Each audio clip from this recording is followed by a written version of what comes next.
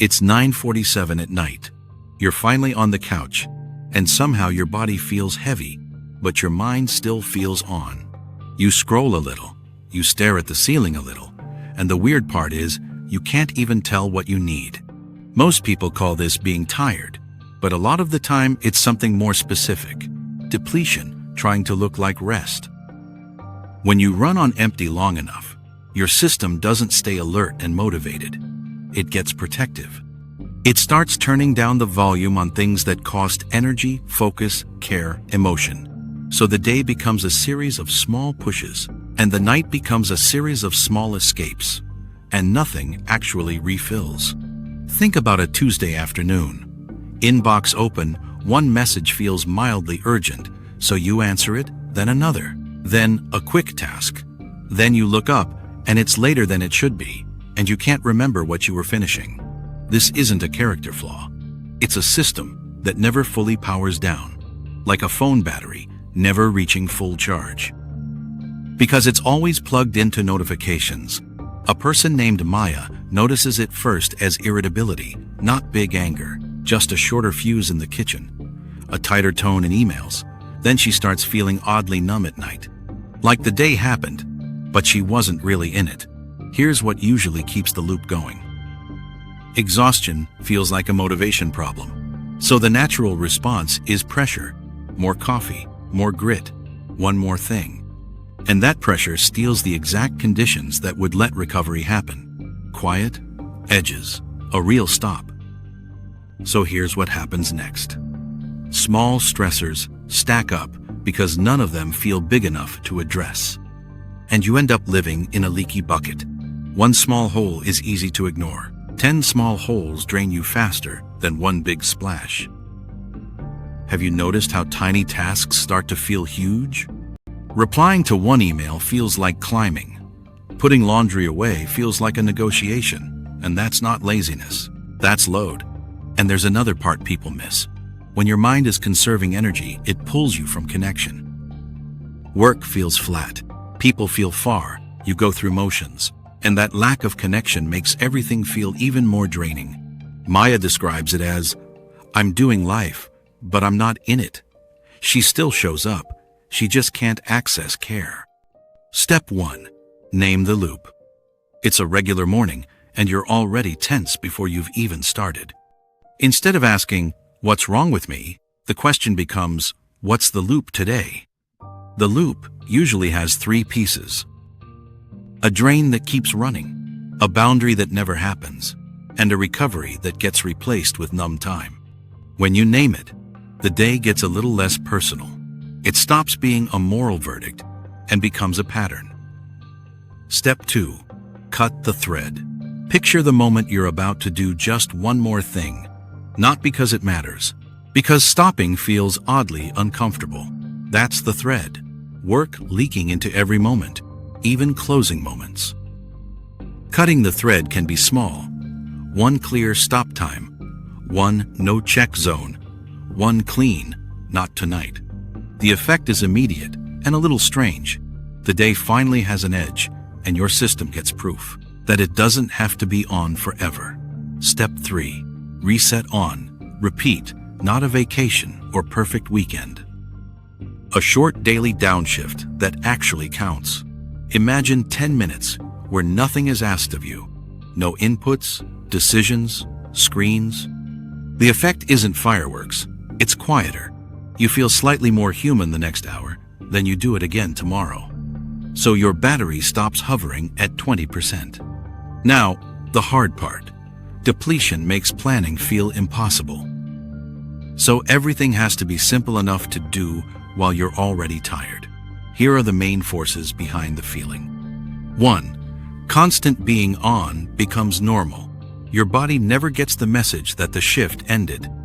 2. Exhaustion gets treated like a motivation issue, so you apply pressure to a system that needs recovery.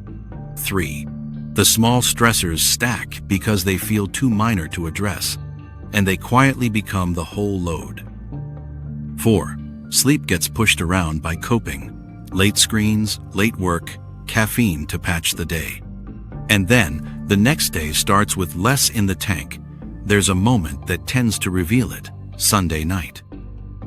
You're not doing anything hard, but your chest feels tight anyway, not because Monday is terrifying, because your system doesn't trust it will get a real stop once the week starts. Maya has that Sunday night feeling too. So she does what a lot of capable people do. She tries to get ahead, cleans up tasks, answers messages, prepares. And the preparation helps the week, but it costs the only downshift she had. Then Monday arrives, and she's organized, and still exhausted. That leads into the 3 most common mistakes people make when trying to climb out. 1 is waiting for a vacation to fix it. A vacation can help, but if your average Tuesday stays the same, it restarts. Another is trying to catch up by working longer hours. It feels responsible, and it steals time your system needs. And another is numbing out instead of downshifting. Scrolling, snacking, drinks, late night shows. Relief, not recovery. Your mind stays loaded, just distracted. Notice how these all make sense in the moment, and that's why people get stuck. For months, everything you do feels reasonable when you're depleted. So the goal isn't a personality makeover. It's 1 leak, 1 boundary, 1 real reset, repeated until your system trusts it. Now, let's make this concrete. With 3 small cognitive micro tools you can use in real moments. Each one has a signal, a gesture, a consequence. The first is for irritability or numbness. The signal is that flat feeling, or that short fuse feeling. The gesture is saying, out loud if you can, I'm depleted, and taking 10 slow breaths. The visible consequence is canceling or pausing 1 non-urgent task today, even a small one. It sounds almost too simple, but it changes the message you send your system. Instead of more pressure, it hears, we're reducing load. Maya uses this on a Wednesday. She's about to agree to a last-minute call that isn't truly urgent. She hears herself about to say yes automatically. She takes a breath, I'm depleted, and reschedules it later. Nothing dramatic happens, but her shoulders drop, and that tiny drop is the point. The second micro tool is for the just one more thing urge. The signal is that push to squeeze 1 more task, even when you're already fading. The gesture is labeling it quietly, leak, and setting a 15-minute timer.